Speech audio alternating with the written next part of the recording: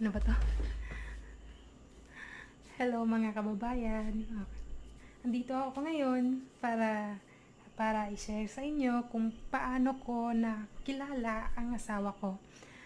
Okay. Ako ay isang Dabawenya, taga Davao ako, na nakatira na ngayon dito sa Puerto Rico. Ang asawa ko naman ay isang Puerto Rican American citizen, na foreigner siya. So, nagkakilala kami sa isang online dating site, sa Christian online dating site. Doon ko siya nakilala. Nagsimula lahat yon nung nag-register ako doon. Nag-sign up ako. So, hindi ko makalimutan noon. Bali, magsa-start na yung school year noon time na yon. So, nasa Chongwa High School ako noon as a mathematics teacher.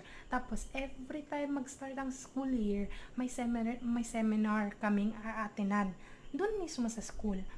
So, every day, yun yung routine ko noon pampawala ng stress. Kung mag-start ang seminar, at saka recess, after also, nag-online talaga ako ng time na yun. Yung time na yun na na-message ko ang asawa ko, si Edwin. Na-message ko siya. Tapos nag-reply naman siya. So yun na yung start ng messaging namin. Nakilala ko siya ng maigi, ng mas mabuti, ng masinsinan. Pero, chat lang yun. Walang call, walang video call. Kasi ayaw ko eh. So, nag-chat kami mga 2 months din. Tapos, nung July na, nag-ask na siya kung pwede ba daw na tawagan ko siya or tawagan niya ako sa cellphone. Tapos, hindi lang video call kasi ayaw ko talaga eh. Sabi ko, sige. Yun na. Ang nakakatawa ng panahon yun, teacher ako eh. So, yung boses ko, paos. So, yung boses ko, parang lalaki. So, kala niya, scammer ba to? Bakit ang boses pang lalaki? Baka scammer to. Yun na. Siya na, ano ba, i-continue ko ba to? Na tatawagan siya. Para namang scammer to. Parang nagsisinungaling lang. Tapos, sabi niya, sige, maganda naman kausap eh. So, yun. For 1 month, kami natawag until August. Birthday ko yon. Nag-ask siya ng first video call namin. Tapos, grabe yung first video call kasi kumuha talaga ako ng unan. Tapos, tinatabunan ko talaga yung mukha ko kasi nakakahiya eh. Hindi ako sanay. Ayoko talaga ng video call dati. Siya lang kasi talagang na video call ko talaga ng ganun eh. So yun, nag-video call kami. Umabot din ng 3 hours. Grabe no? First video call namin yun. So dun na yung start namin. After that, in a relationship kami. Pero hindi naman talaga siya nag-ask talaga. Hindi din ako nagtanong. Nakakahiya kasi magtanong. Pero alam ko na may commitment talaga. Nandun na talaga eh. Until such time na tumawag siya sa akin telling na parang nagdadalawang isip na siya. Kasi daw, bagong graduate siya nun eh. Ano din kasi siya nung time na yun eh, 24 years old. So, sabi niya, ang salary niya pang panahon yun is not enough para man lang makavisit or kung makavisit man siya, para kunin ako. Hindi talaga enough. Pero naintindihan ko naman talaga siya kasi hindi naman kasi talaga madali na mag-ipon, mag-visit.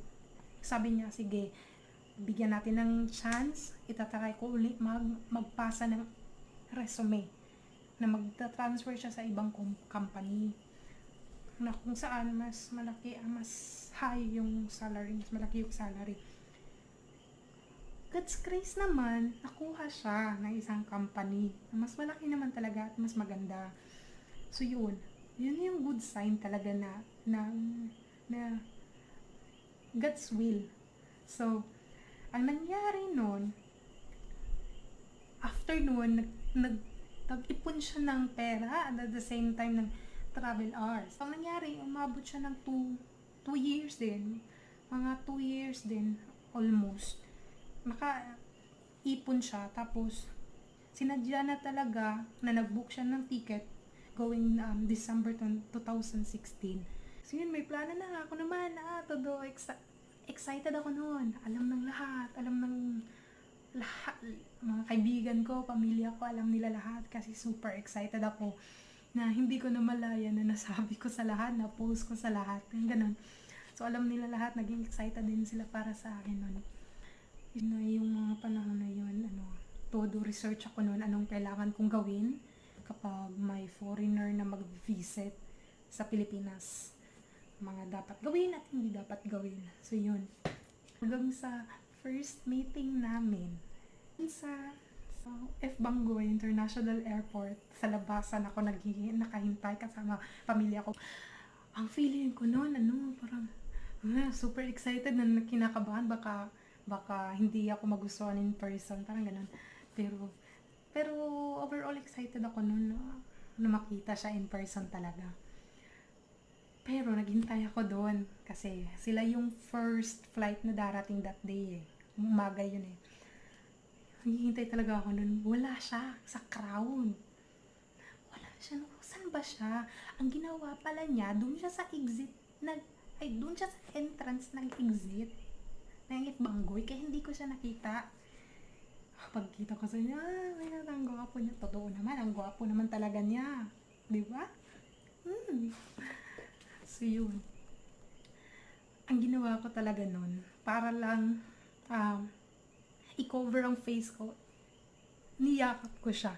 Hindi, sabi niya, gusto niya makita yung mukha ko. Ano ba to? Nakakahiya naman pala to. Baka hindi niya ako magustuhan ganito. Pero kami yakap. So yun, nagustuhan niya pala ako. Charot. So yun, I was so happy that time. Tapos, yun na. First night namin kasama kapatid ko. Kasi ako din naman kasi ang nagsadya talaga na ako at saka siya, nasama ang kapatid kong babae. Sa lahat ng lakad. Chaperon. So yun. First night namin dun sa De Leonor. Malapit yun sa bahay namin. Dun kami. Nakakatawa ng first night namin. So, kapatid ko, nagstay siya sa kwarto. So, kaming dalawa, nasa sala. So, siya, todo massage sa paa ko. Hinamasahin niyang paa ko. Actually, nung mga panahon yun, nung isip ko talaga, nagraran na, baka, magpro-propose, ganun, kasi nagsisearch ako dati. Tapos, yun yung nakikita ko always sa mga video nila na first meeting, nag-propose ang boyfriend nila. So, baka mangyari din to sa akin. Tapos, may kinuha siya na jewelry box. So, ko naman, ang laki naman jewelry box na yan. Pero, back on my mind, paisip talaga ako na baka sing-sing. Ganon. Pero, disappointed si Loka. Kasi hindi sing-sing. Bracelet. At saka earrings. Kung ano ba to? Kala ko magpupropose, hindi pala. Ang ginawa niya pala, ang gagawin niya pala ang ginawa niya is sabi niya sa akin na, I want it to be official. Would you be my girlfriend? So, kung naman natuwa naman, diba? Syempre, sinong hindi matuwanan. So, yun yung masasabi ko lang, official na talaga, na kami na talaga. So, nung din ng gabing yun, napaisip talaga ako na, baka second visit pa siya magpo-propose, parang ganun. So 2 weeks siya doon sa Davao, Philippines. Travel kami, pumunta kami sa Crocodile Park, Philippine Eagle, marami, kaso nga lang, marami akong mga hindi siya napuntahan. Kasi ang dami kong meet up. Meeting doon, yun yung problema na masasabi ko, problema ko talaga yun, na siya napagod talaga siya. Kasi nga, marami akong kaibigan na gusto siyang makita. Grabe talaga yun. So kayo, kung yung mga foreigner ninyo pupunta na sa Pilipinas, i-avoid ninyo yung mag-visit, piliin nyo yung mga tao na importante talaga na bibisitahin. Kasi, mapapagod sila at mapapagod ka din. Yan yung totoo. Busy ako. Busy ang maestra. Todo check ako ng papers. So, naiwan ako sa hotel. Yung kapatid ko at siya, si Edwin, pumunta sa mall kasi ang akala ko magpapagupit. Hinayaan ko din naman kasi busy ako eh. Ang nangyari pala nung time na yun, yung kapatid ko at siya, pumunta sa isang jewelry shop. Bumili sila ng singsing. Unaware ako nun, unaware. Kasi hindi ko na naisip eh. Kasi nalagay ko na sa sistema ng utak ko na hindi siya magpo-propose. So yun na, dumating sila, wala, normal sila, magaling nilang mag-acting eh. Tapos, pagka kinabukasan, nag-ano kami nun eh, nag-pictorial. Kasi, ilang days na lang, uuwi na siya sa dito, sa Puerto Rico.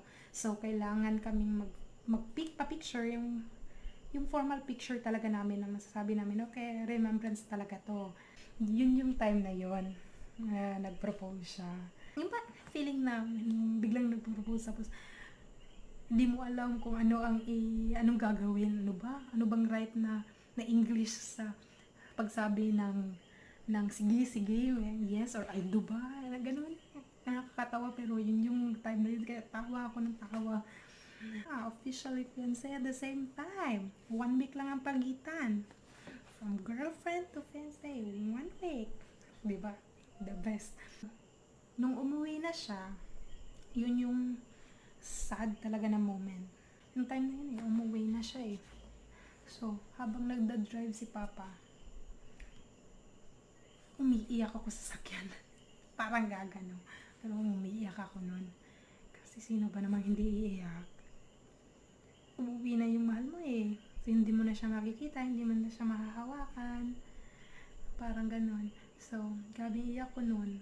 Grabing iyak. Pero nakayanan din naman pala. Nakayanan. LDR na naman kami nung mga panahon na yun. So, yun.